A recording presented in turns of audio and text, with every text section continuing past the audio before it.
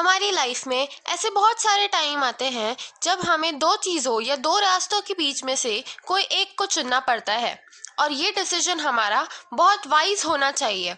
ऐसी ही कुछ सिचुएशन हमारे पोएट रॉबर्ट फ्रॉस्ट के साथ भी आई थी और उन्होंने अपने एक्सपीरियंस के बेसिस पे ये poem the road not taken लिखी है जो आपके सिलेबस में है।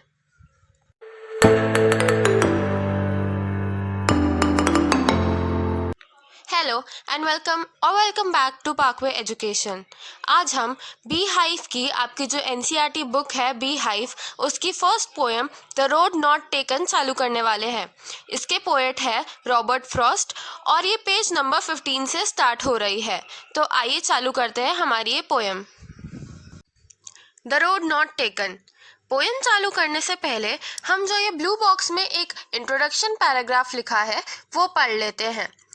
This well-known poem is about making choices and the choices that shape us.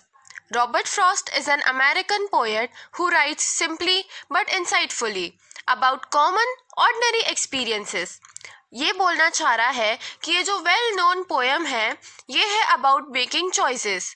ये हमें बताती है कि हमें चॉइसेस कैसे लेने चाहिए और ये चॉइसेस के ऊपर है और चॉइसेस जो हमें और हमारी जिंदगी को एक आकार देती है, एक शेप देती है। Robert Frost is an American poet, मतलब रॉबर्ट फ्रॉस्ट एक अमेरिका के रहने वाले पोएट हैं। हु राइट्स सिंपली, जो बहुत ही इजी लैंग्वेज में और सिंपल वर्ड्स में लिखते हैं, बट इंसाइटफुली, मतलब बहुत ही गहरी सोच वाले, बहुत डीप पर्सपेक्शन है उनका। इंसाइटफुली का मतलब होता है बहुत गहरा, तो बहुत ही गहरी सोच वाली चीजें लिखते हैं वो। अबाउट कॉमन ऑर्डिनरी एक्सपीरियंसेस, मतलब बहुत ही कॉमन और ऑर्डिनरी एक्सपीरियंसेस लिखते हैं।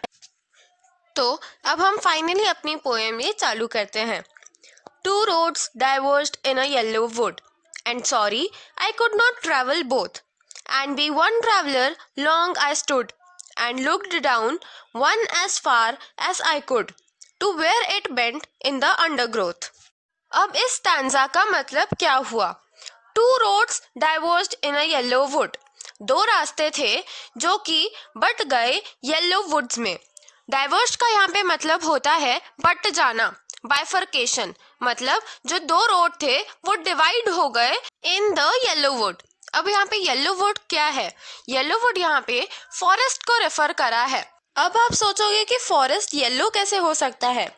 तो जिस सीजन में ऑथर वहाँ पे खड़े थे वो ऑटम का सीजन था और ऑटम में आपने जनरली देखा होगा जो लीव्स होती है वो येलो हो जाती है या ऑरेंज हो जाती है। तो इसीलिए यहाँ पे पोएट ने फॉरेस्ट की जगह येलो वुड बोला है। ये पॉइंट बहुत ही इम्पोर्टेंट है, आप इसको अपनी बुक में भी मार्क कर लेना कि येलो वुड क्या रेफर करता है। तो येलो वुड फॉरेस्ट रेफर करता है। अब आती है second line, and sorry I could not travel both, मतलब सॉरी मैं दोनों तो ट्रेवल नहीं कर सकता। एक साथ पोएट दो रास्ते पे कैसे जा सकते हैं? And be one traveller long I stood, और एक ही ट्रैवलर होने के कारण वो बहुत देर तक के वहाँ पे वेट करते रहे और सोचते रहे कि अब मुझे क्या करना चाहिए। And looked down one as far as I could, और वो देखते रहे वो दोनों रास्तों को जहां तक कि उनकी नजरें जा सकती थी। To where it bent in the undergrowth, ये जो लाइन है ये ऊपर वाली लाइन से ही कनेक्टेड है। वो वहां तक के देखते रहे जहां तक कि उन्हें दिखता रहा और फाइनली वो जो रोड था वो अंडरग्रोथ में चले गया, मतलब उन्हें अब आगे का नहीं दिख रहा था कि इसके आगे क्या है। तो बेसिकली वो ये बोलना चाह रहे हैं इस स्टैंजा में कि हमारी लाइफ में ऐसे दो रास्ते बहुत बार आ सकते हैं जहाँ पे हमको आगे का नहीं पता होता है। हम बस एक लिमिट तक के ही देख सकते हैं कि अच्छा आगे ये होने वाला है, पर हम जो एक्सट्रीम फ्यूचर है उसे कभी भी पहले से अज्यूम नहीं कर सकते या पहले से प्रेडिक्ट नहीं कर सकते।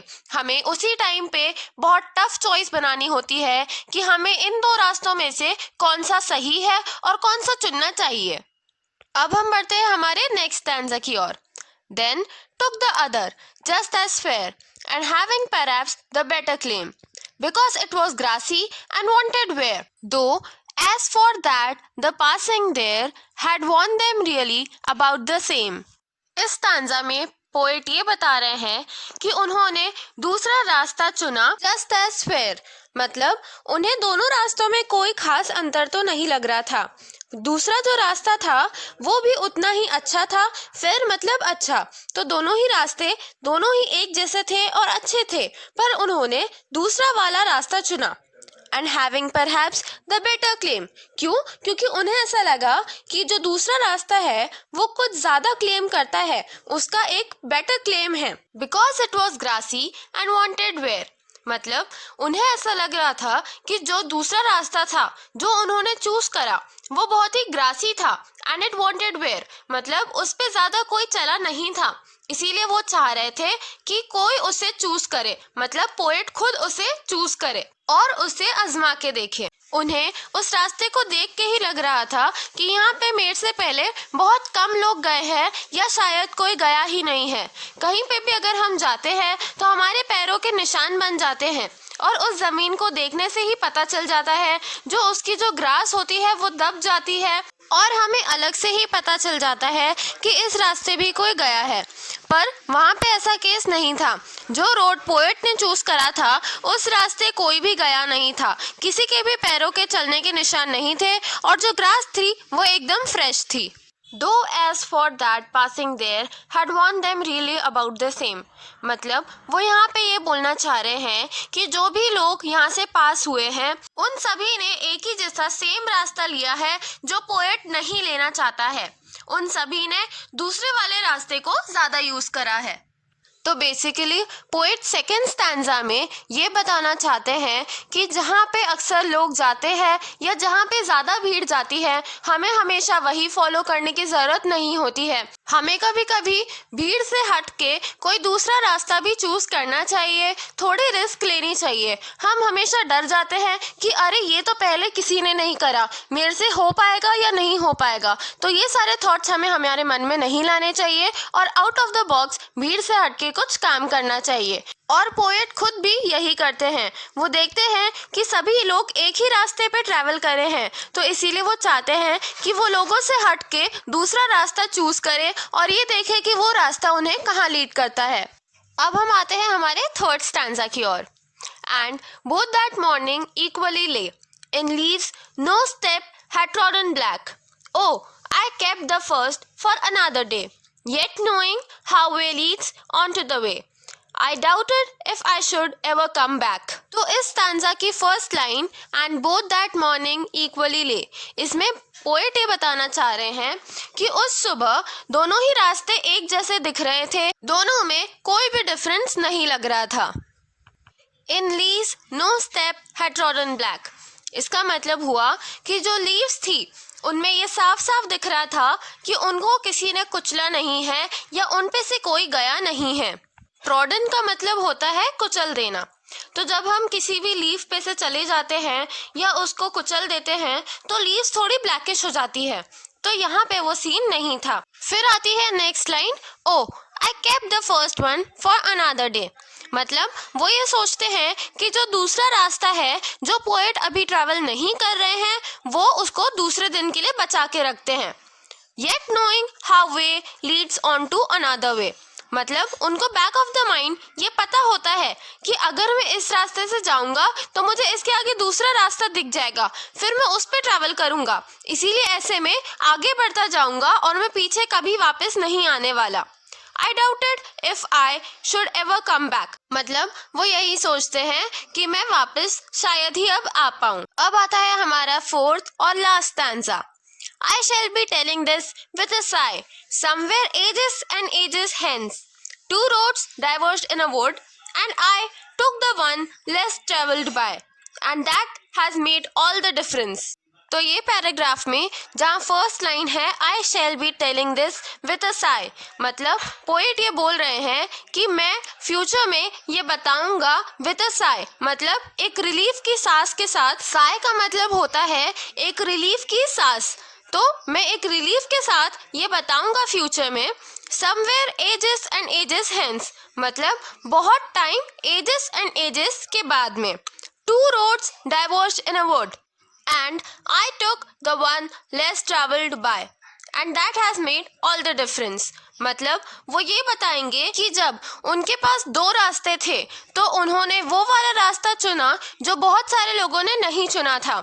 उन्होंने उस पे डेयरिंग दिखा के वो चूज करा और वही डिसीजन उनका बहुत बड़ा डिफरेंस लाया है उनकी आज की लाइफ में। मतलब उन्होंने जो रोड चूज करा वो एकदम करेक्ट था, भले ही बाकियों ने उस रोड को नहीं चूज करा, पर उनके लिए वो रोड एकदम ही सही था और उसी रोड की वजह से आज जो भी है उनकी लाइफ में ये डिफरेंस आया है और आज जो भी है वो उस रोड के कारण ही है या उस चॉइस के कारण ही है जो उनने डिसीजन लिया था अपने पास्ट में। तो ये जो लास्ट स्टैंजा है इसमें रॉबर्ट फ्रॉस्ट ये कंक्लूड करते हैं कि हो सकता है आप भी फ्यूचर में एक डिफरेंट चॉइस लेने के कारण एक डिफरेंट चीज़ ऑप्ट करें, पर वो चीज़ सही भी हो सकती है और मोस्ट ऑफ द केसेस में वो सही ही होती है। क्योंकि अगर आप लाइफ में अपना खुद का डिसीजन अगर लेते हैं तो आप उसके लिए पूरा 100% देते हैं और पूरी मेहनत के साथ में वो काम करते हैं।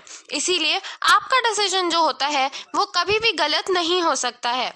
तो रॉबर्ट फ्रॉस्ट यही बोल के कि फ्यूचर की टेंशन मत करिए, फ्यूचर हो भी सकता है कि पॉजिटिव हो, यही चीज बोल के रॉबर्ट फ्रॉस्ट जो है अपने 4th स्टैंजा में इस पोएम को खत्म करते हैं। इसी के साथ हम हमारी ये वीडियो अब खत्म करते हैं।